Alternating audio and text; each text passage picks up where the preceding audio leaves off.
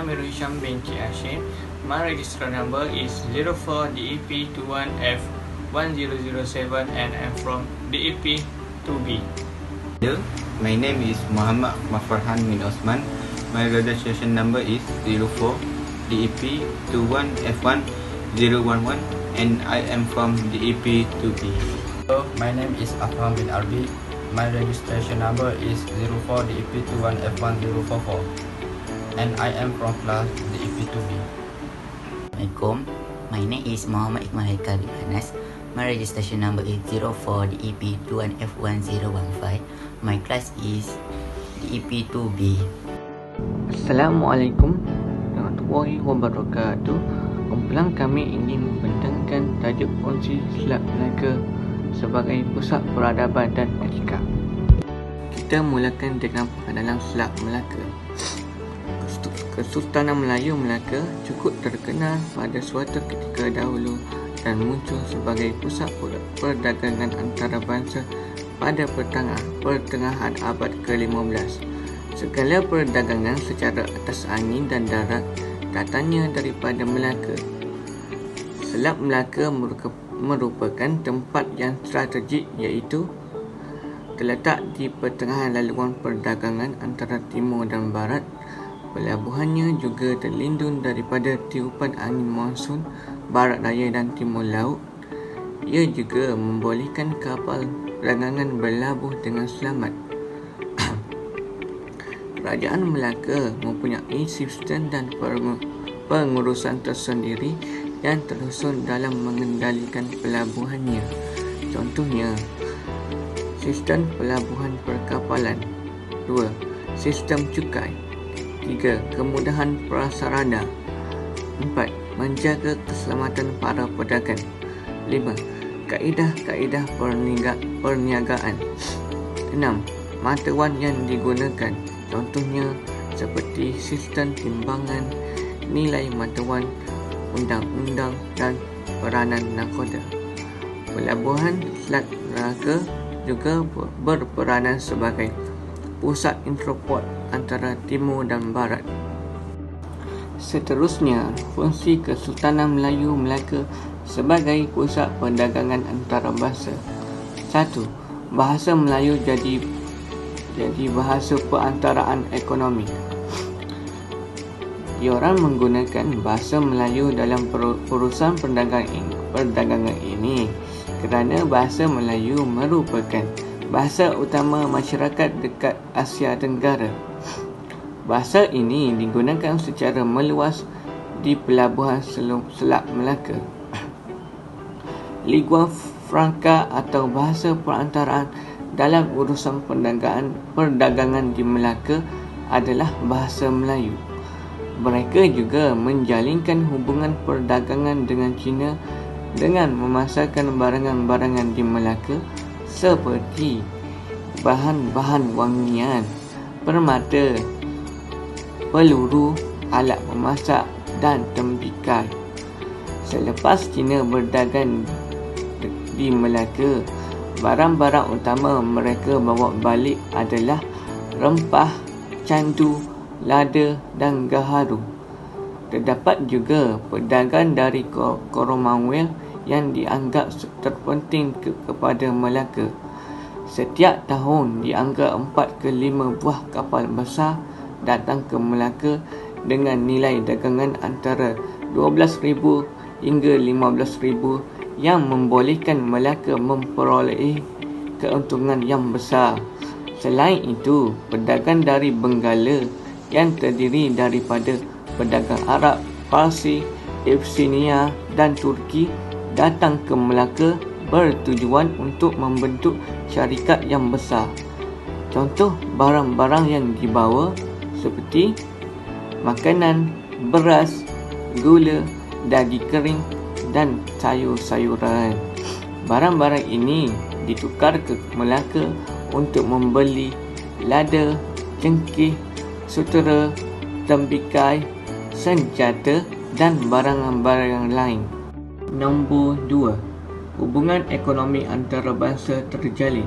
Interport merupakan terpenting bagi Melaka di India yang dinamakan Kembayat. Para pedagang dari Timur Tengah mengambil masa 18 bulan untuk sampai ke Melaka dari Laut Merah.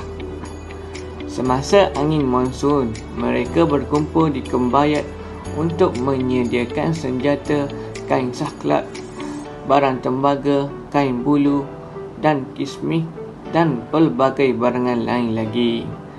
Pedagang dari Kahirah, Mekah, Aden, Hormuz, selain yang datang dari kawasan timur Mediterranean dan pesisir timur Afrika, berkumpul berkuat-kuat membentuk syarikat sebelum berlayar ke Melaka.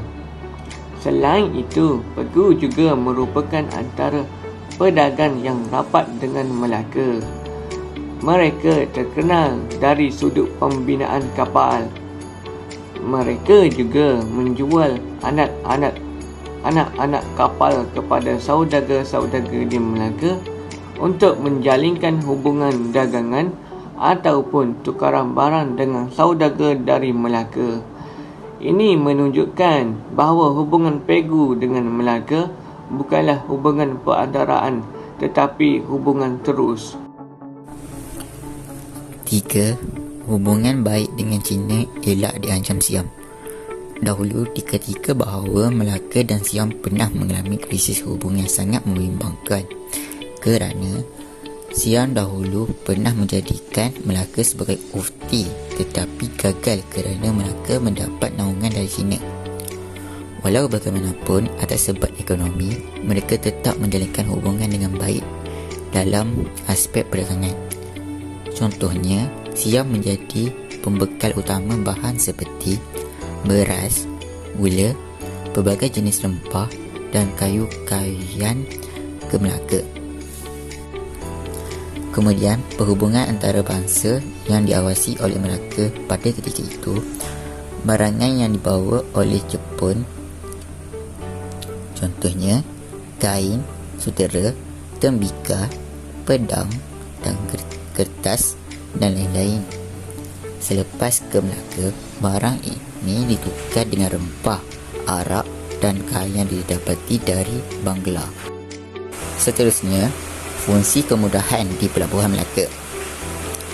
Terdapat pelbagai kemudahan yang disediakan di Melaka. Antaranya ialah tempat penginapan, tempat perniagaan, gudang, sistem sakutan dan timbangan dan kemudahan membaiki kapal. Kemudahan ini disediakan untuk menggalakkan lagi para pedagang asing yang berdagang ke Selat Melaka. Oleh itu, para pedagang tidak perlu risau akan keselamatan dan keamanan pedagang. Antara kemudahan lain yang disediakan di Melaka antaranya ialah gudang bawah tanah dibina untuk menjamin keselamatan barangan pedagang yang dilindungi daripada api, kerosakan ataupun kesurian barang pedagang. Seterusnya, gudang-gudang dibina dengan keselamatan yang agak ketat, iaitu dikelilingi oleh pagar kayu dan juga berkunci. Untuk lebih selamat, Melaka juga menyediakan pengawal untuk menjaga setiap gudang. Seterusnya, setiap pedagang asing yang berdagang ke Melaka kerana tertarik dengan pengurusan perdagangan yang cukup cekap. Terdapat beberapa golongan penting menguruskan perdagangan ini adalah seperti Syah Bandar ataupun Nakhoda yang menguruskan kemudahan yang disediakan oleh Melaka dengan baik. Seterusnya, sistem mata wang yang digunakan di Selat Melaka. 1. Sistem barter ialah sistem pertukaran barang dengan barang. Seterusnya, penjualan dan pembelian yang melibatkan mata wang seperti sekarang. Kita menggunakan wang ringgit untuk membeli dan menjual sesuatu barang. Seterusnya, mata wang menjadi alat yang penting dalam urusan jual beli. Perdagangan yang disebabkan oleh perubahan dalam perdagangan yang menjalankan perdagangan bukan sahaja dengan orang tempatan, malahan orang asing yang berdagang ke dunia Melayu dengan menggunakan mata wang yang boleh diukur sebagai nilai pertukaran barang. Sistem mata wang di Selat Melaka terbagi kepada dua, iaitu pada peringkat awal dan juga pada awal penubuhan Melaka. Pada peringkat awal, penggunaan logam emas dan perak yang dijadikan sebagai wang dagangan, manakala di pesisir Selat Melaka dan juga Selat Melaka menggunakan kulit siput kauri untuk aktiviti perdagangan atau jual beli. Namun begitu, duit pertama yang diperkenalkan ialah duit tembaga yang berasal dari dinasti Han.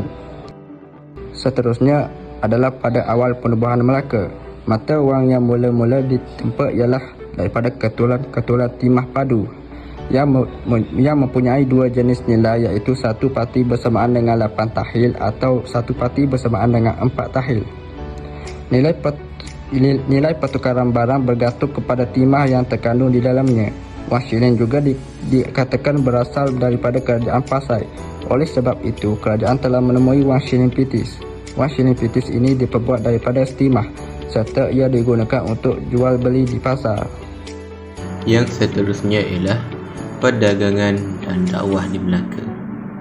Salah satu sumbangan terbesar aktiviti perdagangan yang berkembang pesat di Melaka ialah berkembangnya dakwah Islamiah. Sebagaimana peranan Perak dan Samudra Pasai, Melaka juga tumpuan pada pedagang dan juga berdakwah dari setiap penjuru dunia. Sebagai contoh, pedagang dari Arab, Afrika Utara, Pasai, India dan juga China telah menggunakan perdagangan sebagai medium berdakwah. Yang pertama, selain aktiviti perdagangan, mereka juga menggerakkan aktiviti dakwah. Yang kedua, para pedagang sendiri juga menjadi pendakwah bihal, iaitu di mana mereka menunjukkan akhlak terpuji yang menarik minat orang Melayu untuk memeluk Islam semasa berdagang. Akhir sekali, kegiatan perdagangan serta ekonomi telah digunakan untuk membiayai dakwah sehingga para pendakwah dan ulama dan juga institusi agama serta masjid dapat memberi tumpuan kepada kegiatan mereka dengan dibiayai oleh para pedagang. Akhir sekali daripada tajuk ini ialah kesan daripada kedatangan para pedagang ke Selat Melaka. Kesan daripada kedatangan para pedagang ke Selat Melaka telah mewujudkan perkabungan Islam di Melaka sehingga ada orang Islam dari Arab, India diberi kedudukan dalam kerajaan, iaitu Makhdum Syekh Abdul Aziz dari Hijaz dan juga Tun Ali dari India. Orang-orang tempatan mula memeluk Islam dan belajar agama selepas Sultan Melaka memeluk Islam. Hal ini kerana baginda kagum melihat akhlak para pedagang Islam serta keadaan ini membentuk suatu proses yang mengislamkan mereka. Kemudian, para pedagang di Malaysia turut menyebarkan Islam kepada pedagang luar yang berada di Melaka. Selain itu, menghantar para pendakwah ke pulau-pulau Nusantara melalui aktiviti perdagangan di Melaka, perdagangan dan pendakwah bergerak ke Jawa, Sulawesi dan lain-lain. Pergerakan para ulama di Nusantara dalam menjejaki pulau dibantu sepenuhnya oleh pedagang dan menumpangkan kapal-kapal dagangan mereka sebagai kenderaan. Berbeza dengan wilayah dataran di Asia Barat, berkembang melalui kapal-kapal pedagang. Yang terakhir, dalam konteks ini, kemajuan dan kemakmuran di Melaka menjadi pemangkin dalam dakwah Islamiah. Pendapat kumpulan kami bagi tajuk ini.